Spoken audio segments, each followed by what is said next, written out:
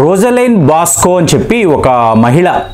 ఈవిడ ఒకరోజు చూడండి, చెన్నైలో ఓల్డ్ మహాబలిపురం రోడ్ని అంటారు, ఓఎంఆర్ని అంటారు. సో ఇక్కడ ఈవిడ ధ్యానం చేసుకోవడానికి మీకు టెర్రస్ మీదకి వెళ్ళారు. అంటే ఒక క్రైస్తవ మహిళ, కానీ మీకు డీప్ మెడిటేషన్లోకి ఈవిడ వెళ్ళిపోతారు. సో ఈవిడ ఇలా మెడిటేషన్ చేస్తున్నప్పుడు ఏంటంటే, మీకు ఆకాశంలో స్టార్ గేజింగ్ అంటారు చూసారా, నక్షత్రాలను చూడడము అనేది ఈవిడికి అలవాటు. అంటే ఒక గంట సేపు ధ్యానం చేసుకున్న తరువాత అసలు విశ్వము ఏమిటి, ఈ నక్షత్రాలు ఏంటి, గ్రహాలు ఏమిటి, అసలు మన జీవితాలు ఏమిటి, వీటి గురించి ఆలోచిస్తారు కదా. ధ్యానంలో ఉన్న వాళ్ళు ఇంకా ఎక్కువ ఆలోచిస్తారు. సో ఈవిడ ఇలాగ ఈ నక్షత్రాలను చూస్తున్నప్పుడు మీకు కొన్ని విచిత్రమైన ఆబ్జెక్ట్స్, అంటే అన్ఐడెంటిఫైడ్ ఫ్లయింగ్ ఆబ్జెక్ట్స్ అని అంటారు చూసారా.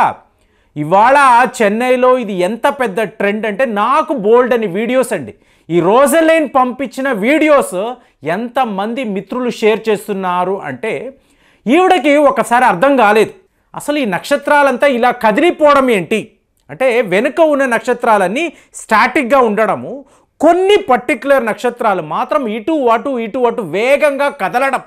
సో ఈవిడికి అర్థం కాలేదు. సో నాకు వచ్చిన డౌట్ ఏంటంటే, మొన్న మనము అండమాన్ నికోబార్ ఐలాండ్స్ దగ్గర బ్రహ్మోస్కి సంబంధించిన 900 కిలోమీటర్స్ రేంజ్ మిజైల్స్ మీద పరిశోధనలు చేశాం. సో మీకు ఆ మిజైల్ ఏమైనా వేగంగా ఇలా వెళ్ళడాన్ని ఈవిడ చూసారా అంటే, చూడండి, ఇదంతా కూడా ఒక ప్రముఖ ఐపీఎస్ ఆఫీసర్, ఆయన సరిగ్గా ఇదే ప్రాంతంలో నేను ఇలాగా ఏలియన్స్ను చూశాను, గ్రహాంతర వాసులు వచ్చి వెళుతున్నారు, నేను ఆల్మోస్ట్ ఒక డెత్ ఎక్స్పీరియన్స్ను అక్కడ అనుభవించాను అని చెప్పి ఆయన మాట్లాడాడు. మీకు అలాగే ఇస్రో శాస్త్రవేత్తలు, ఇవాళ రోజలైన్ అనబడే ఒక గృహిణి, ఈవిడ ఏమంటున్నారంటే, నేను ధ్యానము చేసుకుంటున్నప్పుడు ఇలాంటి విచిత్రమైన ఆబ్జెక్ట్స్ నాకు కనిపిస్తున్నాయి, నా కుటుంబ సభ్యులకి చెప్పాను, నా స్నేహితులకు చెప్పాను, అందరూ వచ్చి చూశారు, ఏమీ కనిపించడం లేదు కదా, నీకు మెంటల్ ప్రాబ్లము, ఏదో ఒక సమస్య ఉంది అంటున్నారు. తరువాత రోజు మళ్ళీ టెర్రస్కి వెళుతున్నాను, ధ్యానంలోకి వెళుతున్నాను, మళ్ళీ చూస్తే అక్కడ ఇలాగే నక్షత్రాలు కదులుతున్నాయి, ఇక ఇలా కాదు అని చెప్పి నేను నా కెమెరా పెట్టుకొని రికార్డ్ చేయడం మొదలుపెట్టాను. ఇవాళ సోషల్ మీడియా అంతా కూడా నా వీడియోస్ని ఇలా సర్క్యులేట్ చేసుకుంటున్నారు, షేర్ చేసుకుంటున్నారు. మరి వాళ్ళకి ఎలా కనిపించింది? నేను షూటింగ్ చెయ్యబట్టే కదా మీకు ఇలాంటి నక్షత్రాల కదలికలు, విచిత్రమైన ఆబ్జెక్ట్స్ అటు నుంచి ఇటు నుంచి అటు వెళ్ళడము, ఇదంతా కూడా మీకు సముద్ర తీరాలలో మహాబలిపురము దగ్గర ఎందుకు జరుగుతున్నాయి అనేవి నాకు అర్థం కావడం లేదు. ఇదంతా కూడా ఒక మిస్టరీలా ఉంది. అంటే ఈవిడ చూడండి ఫ్రెండ్స్, మళ్ళీ చెప్తే ఈవిడ ఒక క్రైస్తవ మహిళ అండి. ఈవిడ ఎంత డెప్త్గా మాట్లాడుతున్నారంటే, అందుకనే వీడియోలో ఈ విషయాలు షేర్ చేస్తున్నా మీతో. అంటే మీలో ఎంతమంది డీప్ మెడిటేషన్లోకి వెళతారు? మీరు ఒక గంట సేపు ధ్యానము చేస్తున్నప్పుడు ఒక కామన్ మ్యాన్, ఒక సూపర్ న్యాచురల్ ఎబిలిటీస్ ఉండే ఒక సాధకుడు, ఇప్పుడు ఈవిడ ఎలా చెప్తున్నారంటే, సిద్ధులు అని మనం మాట్లాడతాం కదండి, మరి సిద్ధులకి సూపర్ న్యాచురల్ ఎబిలిటీస్ ఉంటాయని చెప్తారు కదా. చూడండి, ఆ రోజుల్లో మీకు ఈ వైశ్య కమ్యూనిటీకి చెందిన వాళ్ళు పెద్ద పెద్ద ఓడలను నిర్మించేవాళ్ళండి. నిర్మించి ఆ ఓడల్లో ఏంటంటే ఉప్పు, చక్కెర, సుగంధ ద్రవ్యాలు, అలాగే మీకు ఈ స్పైసెస్, కేరళ నుంచి స్పైసెస్ వేసుకొని, ఒక వర్గం ఏమో ఇండియన్ ఓషన్ రీజియన్లో ఉండే దేశాలు, ఇంకొక వర్గము అరేబియన్ సీని దాటుకుంటూ యూరోప్ దాకా వెళ్ళడం. ఇది ఎలా చెప్తాము అంటే, ఇవాళ పద్మనాభ స్వామి ఆలయములో బంగారం దొరికింది చూసారా, ఇందులో రోమన్ సామ్రాజ్యానికి సంబంధించిన నాణాలు, అలాగే మీకు గ్రీస్ దేశానికి సంబంధించిన బంగారు వస్తువులు, ఇవన్నీ ఎలా వచ్చాయంటే వీళ్ళు ఓడల్లో వెళ్ళేవాళ్ళు, ఆ దేశాలకు వెళ్ళేవాళ్ళు. ఎలా వెళ్ళేవాళ్ళు అంటే, చూడండి ఎలా వెళ్తారు. మీకు ఒక మహాసముద్రము, ఈ సముద్రములో మీకు రోమ్ అనబడే దేశం ఎక్కడ ఉంది, గ్రీస్ అనబడే దేశం ఎక్కడ ఉంది, రష్యా ఎక్కడ ఉంది, ఇటువైపు ఆస్ట్రేలియా ఎలా తెలుస్తుంది మీకు? సో వీళ్ళు ఏం చేసేవాళ్ళు, ఈ వైశ్య కమ్యూనిటీకి చెందిన వాళ్ళు ఒక సిద్ధుడిని ఎంచుకునేవాళ్ళు. వాళ్ళ ఊరు చివరిలోనో ఒక గురుకులము నడిపిస్తున్న సిద్ధుడి దగ్గరికి వెళ్ళి, అయ్యా మేము ఇలా వ్యాపారానికి వెళుతున్నాము, ఇలాగే ఇన్ని దేశాల్లోకి వెళ్ళి వ్యాపారం చేయాలనుకుంటున్నాము, మీరు మాకు మార్గాన్ని చూపించండి అంటే, ఆ సిద్ధుడు సరే పద అని చెప్పి ఈ ఓడలు ఎక్కి అతను ఈ నక్షత్రాలను చూస్తూ, ఇది మామూలు మనిషి చెయ్యలేడండి. అంటే ఆ ఇంట్యూటివ్ పవర్స్ అని అంటారు, దీన్నే వీళ్ళు ఏమంటారు, కలెక్టివ్ కాన్షియస్నెస్ అంటారు. ఈ క్రైస్తవ మహిళ రోజలిన్ ఇదే మాట్లాడుతున్నారు. మీకు నాకు తేడా ఏమిటి? సిద్ధులు అని మనం ఎందుకు మాట్లాడుతున్నాం? మనము తినే ఆహారం ఏదైతే ఉందో దీన్ని మనము అన్నమయ కోశ అని అంటామండి. మనము తినే ఆహారాన్ని బట్టే మన ఆరోగ్యం అనేది ఉంటుంది. అలాగే మీరు చూసారనుకోండి, ప్రాణమయ కోశాన్ని మాట్లాడతారు. ఎలాంటి గాలిని మీరు పీలుస్తున్నారో మీ దేహము ఆ విధంగానే పనిచేస్తుంది. అంటే డిసీజ్ ఫ్రీగా మనం ఉండగలము. మూడవ విషయాన్ని చూసారనుకోండి, మనోమయ కోశాన్ని అంటారు. నీ బుద్ధి ఎలా పనిచేస్తుంది, నీ బుద్ధి ఏ విషయం మీద ఆలోచిస్తుంది, దానికి తగ్గట్టుగానే నీ జీవితం ఉంటుంది.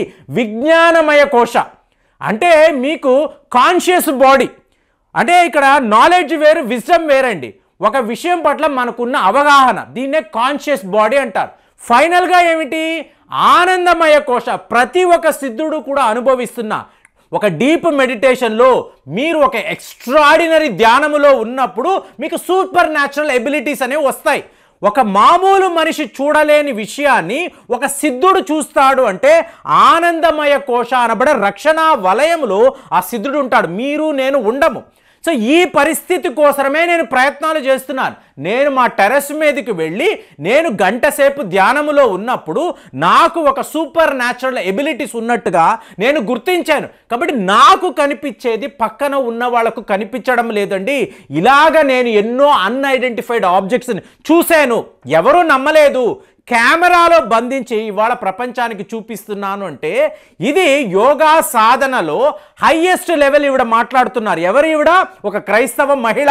అదేనే మాట్లాడుతుంటారు. రామకృష్ణ పరమహంస అన్నప్పుడు ఆయన కాళీమాత ఆలయములో ఒక పూజారి, కానీ క్రైస్తవ మతాన్ని పుచ్చుకున్నాడు. తరువాత ఇస్లాం మతంలోకి కన్వర్ట్ అయ్యాడు.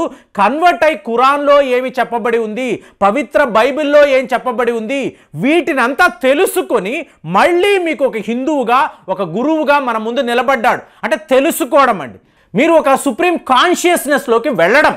సో ఇలాంటి అనుభవాలు గురువులు, పెద్ద పెద్ద గురువులు, సిద్ధులు, వీళ్లకు మాత్రమే కుదిరింది. అలాంటి అనుభవాన్ని నేను పొందుతున్నాను. ఇది ఎంత గొప్పగా ఉందో చూడండి. అందుకే అడుగుతున్నా, మీలో ఎంతమంది ధ్యానం చేస్తారు, డీప్ మెడిటేషన్లోకి ఎంతమంది వెళతారు? మీరు ఈ పంచమయ కోశ గురించి ఎప్పుడైనా ఆలోచించారా? మీ చుట్టూర్త ఇలాంటి ఒక ఎనర్జీ వలయం అనేది ఉంటుంది. ఈ శక్తిని మీరు ఇంకొకళ్ళలోకి ట్రాన్స్మిట్ చేయొచ్చు. ఆ రోజులో ఆయన ఏం మాట్లాడేవాడు? నీకు ఆరోగ్యము బాలేదు, నీకు రోగము వచ్చిందంటే నీ రోగాన్ని నేను తీసుకుంటాను, నువ్వు ఆరోగ్యంగా బయటికి వెళ్ళవచ్చు, నువ్వు ఒక హెల్దీ పర్సన్గా మారవచ్చు. ఎలా ఇది చెయ్యగలవు? నీ ఎనర్జీని పెంచుకోవడం, నీ తపోశక్తి ద్వారా ఈ పనులు చెయ్యగలవు. డీప్ మెడిటేషన్లోకి వెళ్ళినప్పుడు ఇదంతా కూడా జరుగుతుంది. అంటే ఒక కలెక్టివ్ కాన్షియస్నెస్. నీ కులము వేరు, నా కులం వేరు, నీ మతం వేరు, నా మతం వేరు.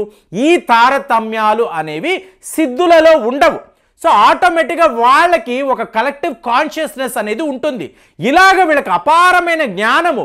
ఒట్టి నక్షత్రాలను చూసి ఎక్కడ ఏ దేశం ఉంది, ఎంత దూరంలో ఉంది, ఏంటి, ఎటువంటి టెలిస్కోప్ లేదు, ఎటువంటి పరికరాలు లేవు.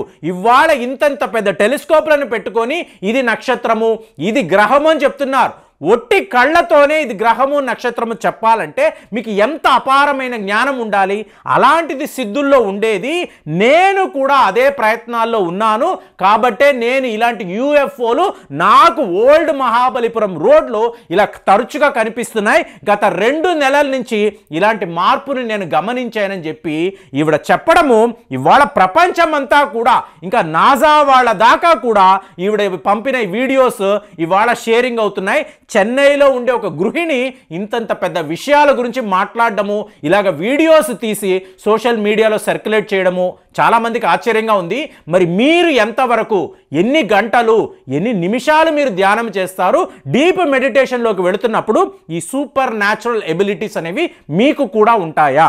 కామెంట్స్లో తెలియజేయండి. మళ్ళీ వచ్చే వీడియోలో కలుద్దాం. జై హింద్.